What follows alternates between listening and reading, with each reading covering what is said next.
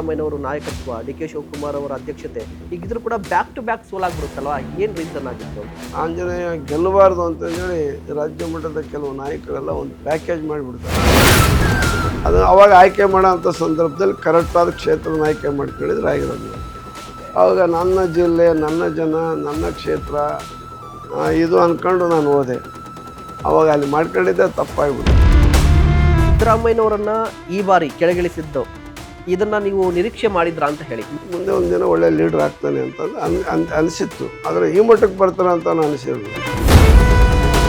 ಸಿದ್ದರಾಮಯ್ಯನವ್ರ ಬಗ್ಗೆ ಯಾಕೆ ಅಷ್ಟೊಂದು ಪ್ರೀತಿ ನಿಮಗೆ ಅಂತ ಹೇಳಿ? ನಮಗೆ ರಾಮ ಅಂದರೆ ಸಿದ್ದರಾಮಯ್ಯನೇ.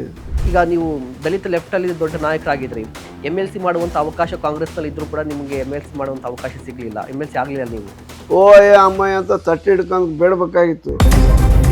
ಈಗ MLC ಹೆಂಗೆ ಕೇಳೋದು? ನಮ್ಮ ಜನ ಏನು ಪಾಪ ಅವ್ರ ಅಭಿಮಾನದಿಂದ ಎಲ್ಲ ಕಡೆಗೆ ಹೇಳ್ತಾರೆ ಸುಮ್ಮನೆ. 2023ರಲ್ಲಿ ಸಿದ್ದರಾಮಯ್ಯ ಅವ್ರನ್ನ ನೋಡಿ ರಾಜ್ಯದ ಮತದಾರರು ಕಾಂಗ್ರೆಸ್ಸನ್ನು ಗೆಲ್ಲಿಸಿದ್ರು.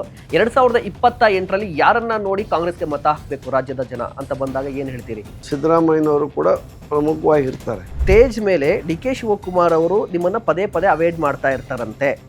ಬೇಡ ಬೇಡ ಬೇಡ ಆರು ಹಾಕೋದು ಬೇಡ ಅಂತ ಹೋಗ್ಲಿ ಬಿಡ ಅತ್ಲಾಗ ಮುಖ್ಯಮಂತ್ರಿ ಹಂಗೆ ಹೇಳ್ತಾರೆ, ಆದ್ಮೇಲೆ ಇರಲಿ ಅಂದ್ವಿ. ಆಮೇಲೆ ಆ ಮನುಷ್ಯ ಅಲ್ಲಿ ಹೋಗಿ ಆದ್ಮೇಲೆ ಮುಖ್ಯಮಂತ್ರಿ ಆಂಜನೇಯ ಅಂತಂತಾರೆ. ಆಂಜನೇಯ ಅಂತ ಆಮೇಲೆ ಪ್ಲೀಸ್ ಆಂಜನೇಯವರೇ ಶಿಸ್ತು ಕಾಪಾಡಿ ಅಂತ ಹೇಳ್ತಾರೆ. ಈಗ ನಾವು ಹುಟ್ಟಿರೋದೇ ರಾಜಕೀಯ ಮಾಡೋಕ್ಕೆ, ನನ್ನ ಅವಾರ್ಡ್ ಮಾಡೋದು ಅದೆಲ್ಲ ಯಾರ ಕೈಯಿಂದಲೂ ಆಗಲ್ಲ ನಮ್ಮನ್ನು ತಡೆಯೋಕ್ಕೆ.